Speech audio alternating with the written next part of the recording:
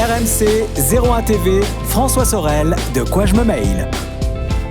Un grand bonjour à vous toutes et à vous tous et bienvenue à la fois sur RMC le dimanche matin mais aussi sur 01 TV dès le vendredi en vidéo pour, vous le savez, De quoi je me mail, votre rendez-vous dédié à la tech. Donc merci d'être là. Dernier De quoi je me mail avant les fêtes, on sera de retour le 8 janvier, notez-le d'ores et déjà. Avec au menu de ce De quoi je me mail tout à l'heure la découverte d'une marque, d'un constructeur de télé que vous ne connaissez peut-être pas ou peu. Il s'agit d'iSense et pourtant iSense est un monstre en matière d'électronique en Chine. iSense essaie de s'implanter en France, on en parlera avec son porte-parole français qui sera mon invité en deuxième partie de quoi je me mail. Et puis je vous rappelle qu'à tout moment, vous pouvez réagir au contenu de cette émission avec le hashtag DQJMM sur Twitter, bien sûr, mais aussi sur la page Facebook de quoi je me mail. Merci d'être là et bienvenue à vous tous et à vous tous.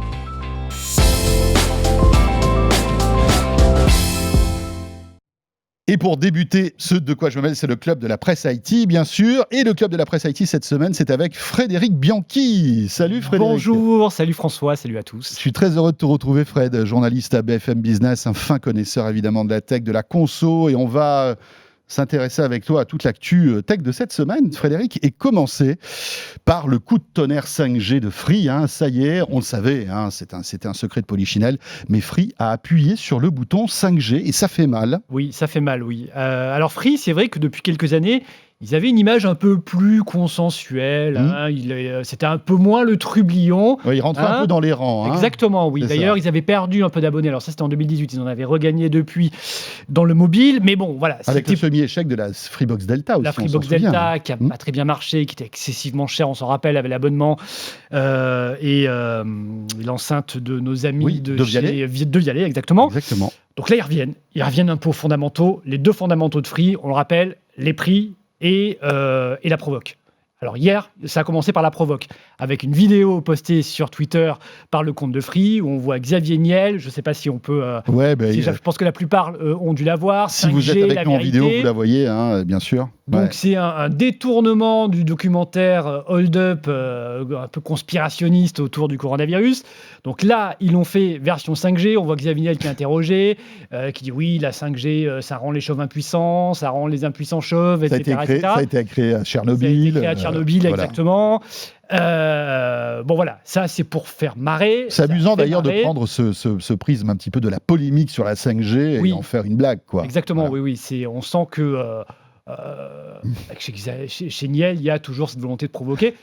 Et je pense que ça doit l'agacer aussi, tous ces débats 5G. Oui, bien sûr. Voilà. Donc ils reviennent avec ça, mais surtout ils reviennent avec un prix. Et le prix, alors on s'y attendait, parce qu'ils ont donné des interviews, les patrons de Free, ces dernières semaines dans la presse. Ils avaient dit, nous, on viendra avec la 5G à un prix. Ce prix, c'est le même que de la 4G, c'est le même que la 3G finalement, c'est 20 € par mois. Finalement, la 5G est offerte chez Free. Encore une fois, la 5G est offerte. Alors, 20 € par mois. Elle est au même prix que la 4G. Elle est au même prix que la 4G. C'est ce qu'ils avaient fait en 2000, je crois que c'était en 2013, 2014. Ils avaient dit, on offre la 4G pour le prix de la 5G. Et donc là, pour 20 € par mois, je regarde, on a 150 gigas quand même de données par mois, ce qui est énorme. Énorme. 20 € par mois. Alors, si on est abonné Freebox, ça tombe à 16, donc toujours pareil. Et si on a la Freebox Pop, ça tombe même à 10 €. Donc, c'est vraiment... Et on est en illimité, si on a une Freebox. Et on est en illimité. C'est ça qui est top. On n'est pas limité à 150 gigas.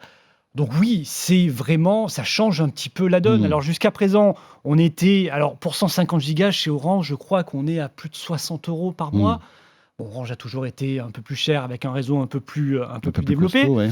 Alors du coup, les autres ils se sont adaptés. Hier, Red SFR, qui est donc l'actionnaire principal de notre groupe, a sorti une offre à 25 € pour 130 gigas. Qui essaie de coller au basque, en fait. Voilà, c'est ce qui s'était passé. Finalement, on reproduit ce qui s'était passé pour la 4G, où les autres opérateurs ils sont obligés de s'adapter pour pas être trop largués en termes de prix. Alors, qu'est-ce que ça va donner ? Parce que là, pour le moment, on parle d'un potentiel. La 5G, elle n'est pas vraiment là. Alors, Free assure qu'ils ont la plus grosse couverture 5G. En France, ils assurent que 40% de la population peut être couverte avec leur réseau, sauf que ces 40%, on sait que ce n'est pas de la vraie 5G, c'est de la sous-5G, à 700 MHz. La vraie 5G, elle est à 3,5 Go. Alors même en 3 Go 5, ils ont quand même une belle couverture. Ils annoncent 220 antennes allumées, c'est un peu plus que les autres pour le moment. Donc oui, leur réseau semble cette fois plus développé que ce qu'ils avaient pu avoir pour la 4G. Bon, sauf que le marché n'y est pas encore. Hein. Les portables 5G, ils sont pas vraiment là. Alors il y en a quelques-uns. Il y a les nouveaux iPhones. Oui, non, les portables sont là. Ils sont pas dans la population. Non, il n'y a pas beaucoup. Ouais, bien sûr. L'équipement n'est pas encore très développé. Il y a beaucoup de villes qui n'ont pas la 5G. On rappelle que Paris, on l'attend pour 2021. On l'espère pour 2021. D'ailleurs, c'est rigolo parce que tout Paris est couvert. Enfin, le pourtour de Paris, la banlieue est couverte en 5G. C'est le village. Paris, c'est le village gaulois. C'est le village gaulois qui n'est pas couvert. Des légions romaines. Rappelons qu'il faut non pas l'autorisation, parce que c'est ça qui est un peu paradoxal dans cette histoire-là. Les opérateurs n'ont pas besoin de l'autorisation d'un maire pour allumer la 5G, mais disons que là, il y a une espèce il y a une convention citoyenne. De gentleman agreement. Là, et les opérateurs ont décidé de respecter cette convention citoyenne. Voilà. Mais il ne faut pas que ça dure trop longtemps. J'ai l'impression que... Oui, non, je pense qu'ils veulent... ils veulent quand même attaquer Ils sont prêts à dégainer, ils veulent la lancer. Donc, qu'est-ce que ça va donner ? Alors là, je pense, je vais essayer de faire mes prévisions boule de cristal. Je pense que Free, effectivement, comme ce qu'ils avaient fait sur la 4G, ils vont récupérer beaucoup d'abonnés parce qu'ils ont un prix vraiment agressif. Après, les autres opérateurs, petit à petit, vont prendre le relais. Et c'est ce qu'on avait vu à partir de 2018. Free avait perdu beaucoup d'abonnés. Alors, pas tant en 4G, mais c'était surtout sur leur offre à 2 €. Qui étaient les petits forfaits. Voilà, les petits forfaits. Bon, qui intéresse moins de gens, alors que c'était bien en 2012, c'était vraiment une offre très agressive. Ça correspondait plus trop aux usages à partir de 2018 et Free avait commencé à perdre pas mal d'abonnés. Là, ils en ont regagné en 2019, il me semble. Donc, je pense qu'ils vont continuer sur leur foulée avec cette 5G au prix agressif. Après, les autres opérateurs, comme à chaque fois, ils vont s'adapter, ils vont arriver avec des offres intéressantes, Red, BNU, des offres low cost. Et ça va un petit peu rétablir les forces en présence. Mais en tout cas, gros coup de Free. Et puis, on peut dire que là, tous les opérateurs français, ça y est, ont lancé leur offre 5G, leur offre commerciale de 5G. Encore une fois, et rappelons-le, ça c'est un petit conseil qu'on peut vous donner. Si vous avez un téléphone relativement récent, c'est pas la peine de vous exciter derrière la 5G. La 5G, c'est un marathon. Ça vient juste de commencer. C'est une longue course. Donc, on n'est pas obligé de changer son téléphone tout de suite. Non, il n'y a pas vraiment d'usage aujourd'hui. Il n'y a pas encore vraiment d'usage. Avec la 4G, on peut à peu près tout faire, ce qui peut être fait. Exactement. Mais dans quelques années, ça changera sans doute la donne, et notamment en 2023, où le cœur de réseau des opérateurs passera vraiment en 5G, et là, ça changera la donne. Autre gros titre d'actualité de cette semaine, c'est cette panne incroyable, parce que c'est incroyable. Moi aussi, j'ai été victime, et sans doute vous aussi, de cette immense panne chez Google. Je crois que ça s'est jamais vu, un truc comme ça. Ça s'est pas vu, je crois qu'il y en avait eu une en 2005. Je me suis renseigné auprès des spécialistes. Oui, mais on n'était pas nés. Moi, j'étais pas né à l'époque. Voilà. J'étais pas majeur. C'est pour ça peut-être un peu, mais moi, j'étais encore mineur. Tout juste. J'avais pas le droit d'aller sur Internet. En 2005, donc, là, c'est vraiment inédit. Alors, ça a pris une ampleur. Donc, ça s'est passé lundi, 12h30. Moi, j'étais sur Internet. J'allais sur YouTube chercher une vidéo. Et là, je vois le petit logo du singe. Oui, le petit singe quand on voit ce petit singe, en général, c'est pas bon signe. Non, c'est pas bon signe. Ce singe me dit que le service est inaccessible. Je dis, bon, d'accord, 3 minutes, ça va venir. Et puis ça dure, 5 minutes, 10 minutes, une demi-heure. Donc ça revient pas. Je vais envoyer un mail. Alors, je pouvais envoyer les mails, mais par contre, j'avais plus mes adresses préenregistrées. Évidemment, les adresses mail, c'est comme les numéros de téléphone, on les connaît plus. On ne sait pas à qui on envoie des mails. Donc voilà, on s'est aperçu petit à petit, en rentrant service par service, que tous les services de Google étaient bloqués. Presque tous. Donc c'était les services, donc on pouvait y accéder en navigation privée. Sur YouTube, on pouvait accéder à YouTube en navigation privée.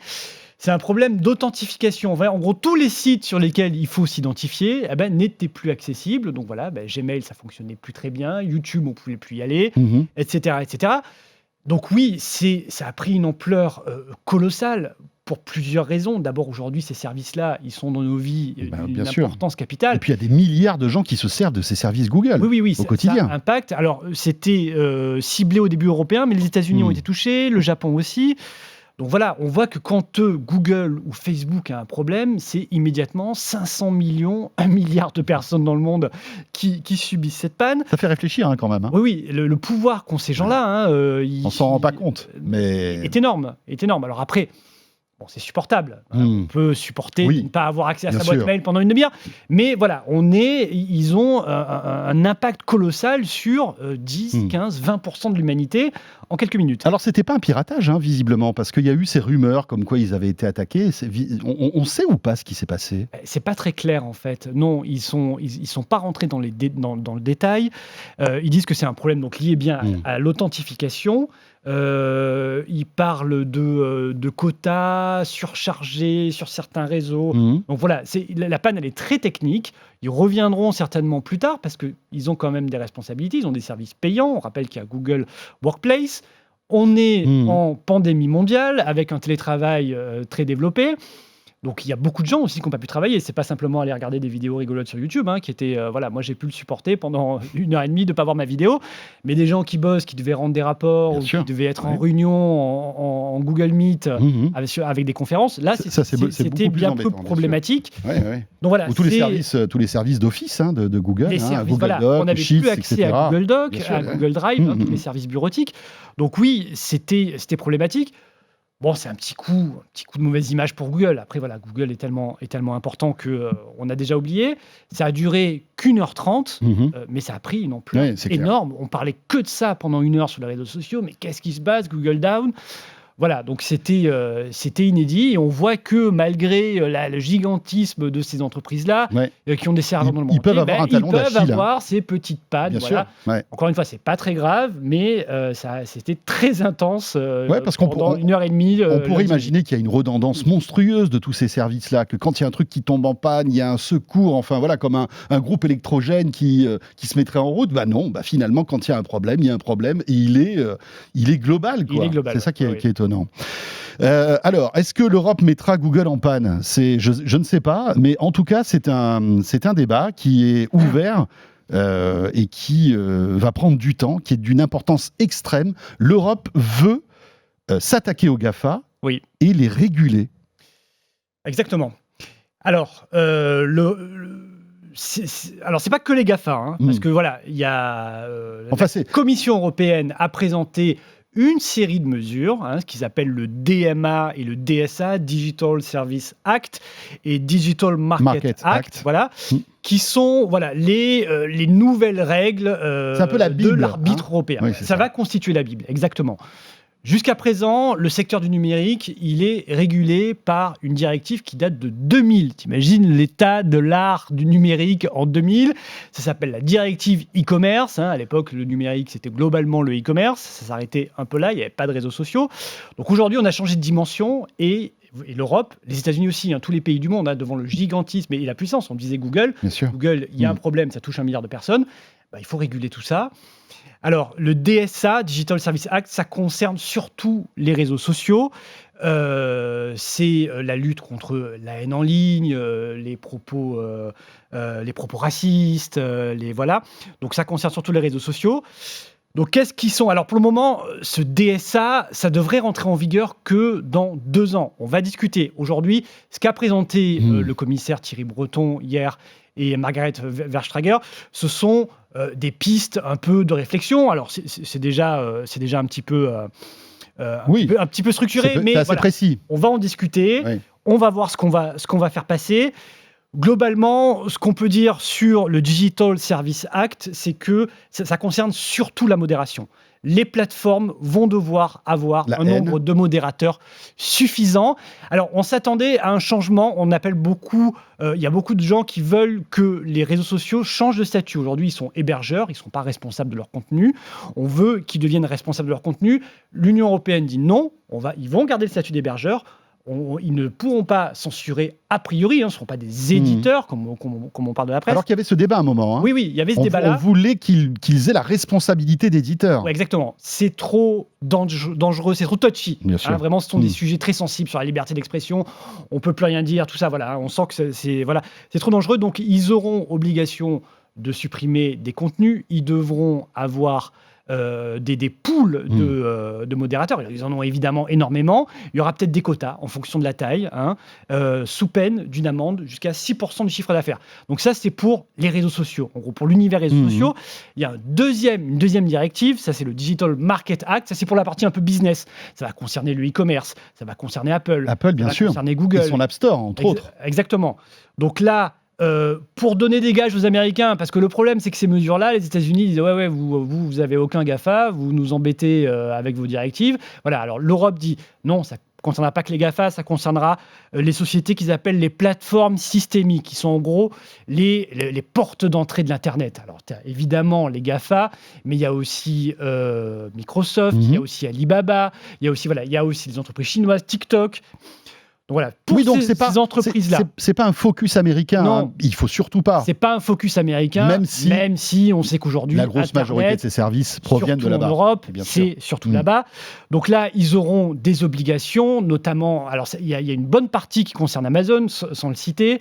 Les gens qui vendent sur Amazon, eh bien, on pourra plus utiliser les informations. Amazon, par exemple, aujourd'hui, utilise des informations de leurs vendeurs, les clients. Ils voient, par exemple, tiens, tel fabricant de baskets, ils vendent beaucoup de baskets. Je sais à qui ils vendent, je sais combien ils en vendent, à quelle fréquence. Moi, je vais utiliser ces données-là pour proposer un produit comme eux, mais moins cher. Voilà.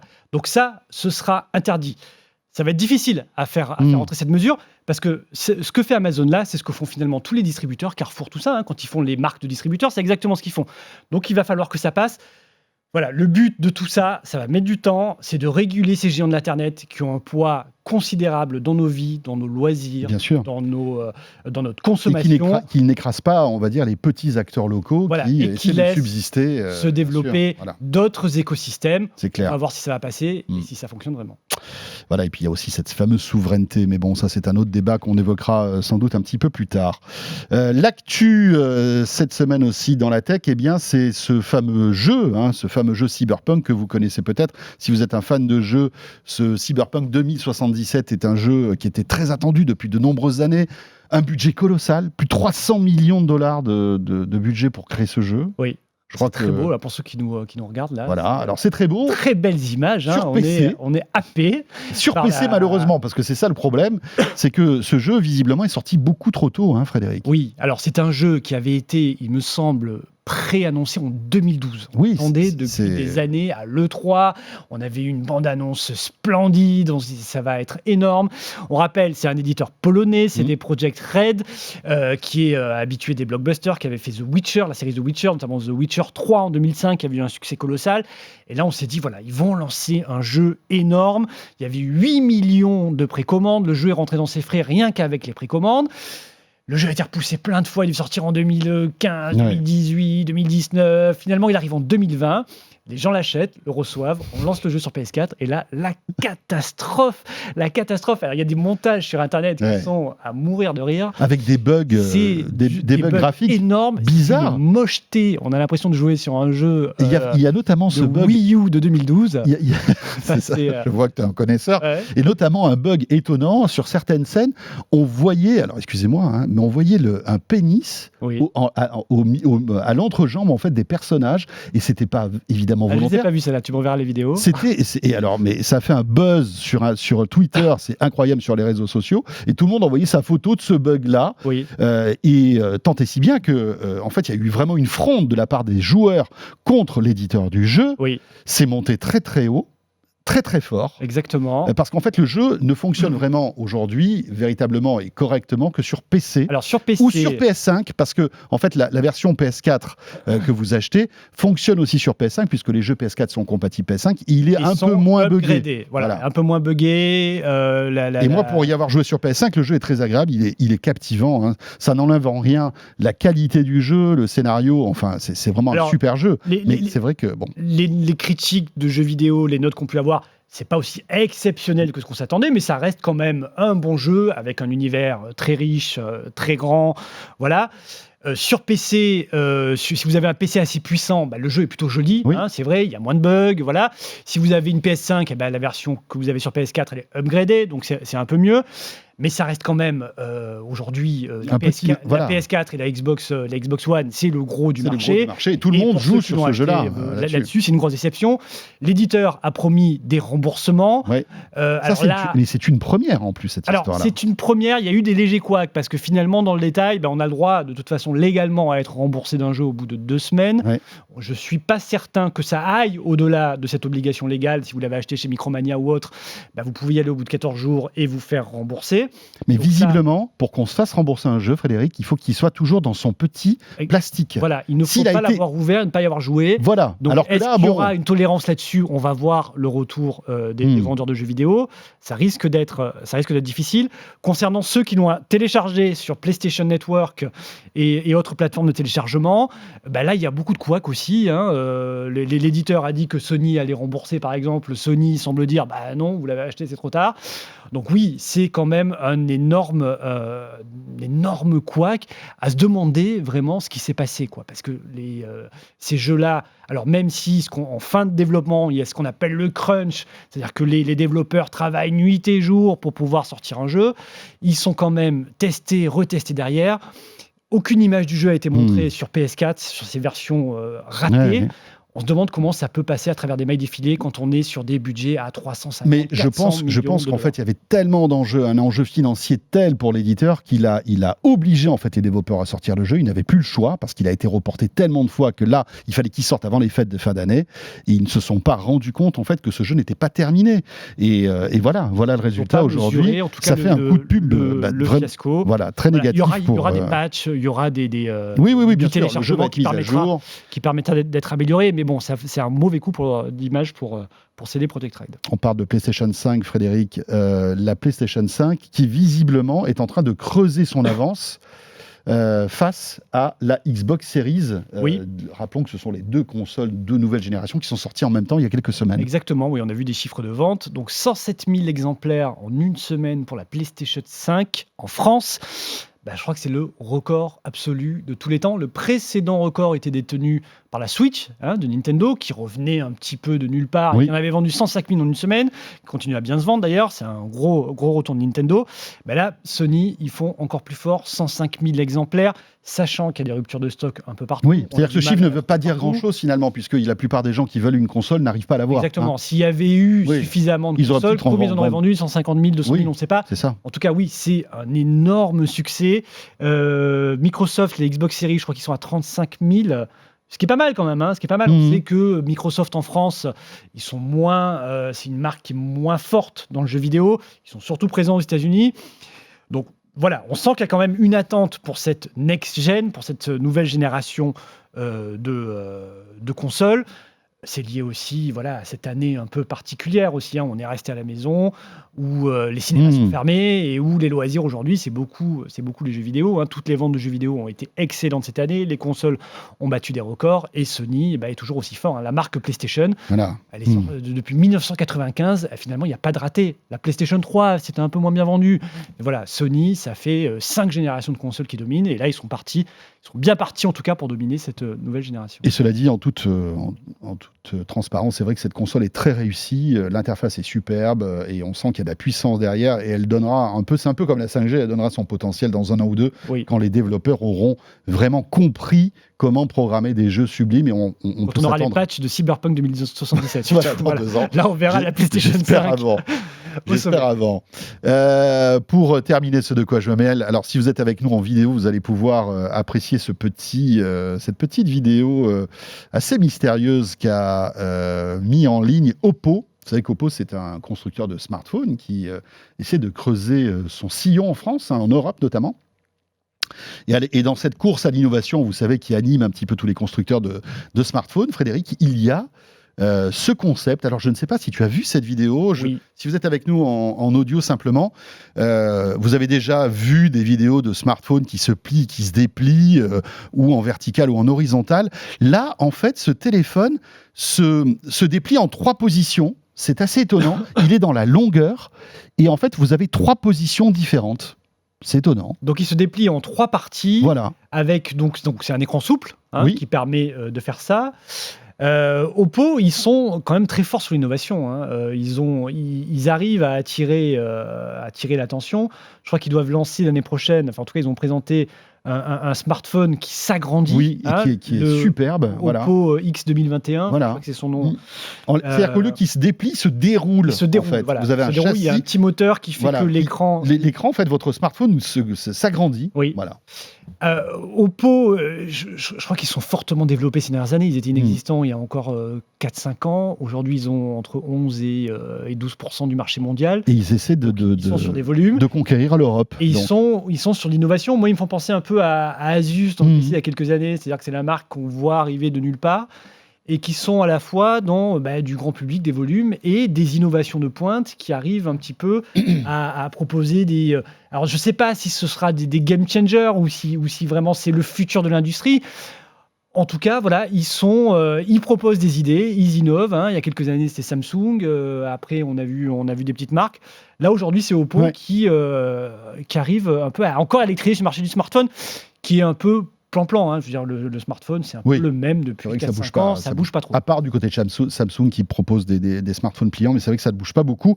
Alors, si vous êtes avec nous en vidéo, les images que vous avez pu voir qui sont quand même assez impressionnantes, ce n'est qu'un concept. Hein. Voilà, ce n'est pas un smartphone qui sortira tout de suite. Voilà, vous savez que aucun prix, les constructeurs proposent des fois des concepts, voient un petit peu comment l'opinion publique réagit aussi. Hein. Vous savez, c'est un peu comme les concept cars dans les salons de temps en temps. Voilà, les constructeurs balancent un concept car, voient ce qui se passe et si ça plaît, et bien après ça se transforme en vrai modèle. C'est pareil dans les smartphones, on verra bien. Merci beaucoup Fred, c'était un vrai plaisir pour ce dernier De quoi je me mêle de l'année. Merci à toi. Bonne année à tous. Et on se retrouvera très bientôt pour vous signaler aussi qu'il va y avoir du changement. Alors pour De quoi je me mêle, pas tout de suite. S'il y a du changement, je vous en parlerai très bientôt. Mais sachez que j'aurai le plaisir de vous retrouver sur BFM Business à partir du 4 janvier. Et Fred, tu seras l'un des piliers de l'émission Tech & Co que j'aurai le plaisir de présenter donc à partir du 4 janvier sur BFM Business à la radio, à la télé, de 20h à 22h du lundi au jeudi. Voilà. Si vous aimez la tech, je vous invite à me rejoindre donc sur BFM Business à partir du 4 janvier. Vous restez avec nous. On va s'intéresser à une marque que tu connais sans doute. Il s'agit d'Hisense. Oui. C'est un constructeur chinois de télé, mais c'est monstrueux. Ils vendent des millions de télé chaque année. Ils sont aussi positionnés sur l'innovation. On va découvrir cette nouvelle marque qui essaie de s'imposer en France avec son porte-parole. À tout de suite. De quoi je me mêle sur RMC et 01 TV.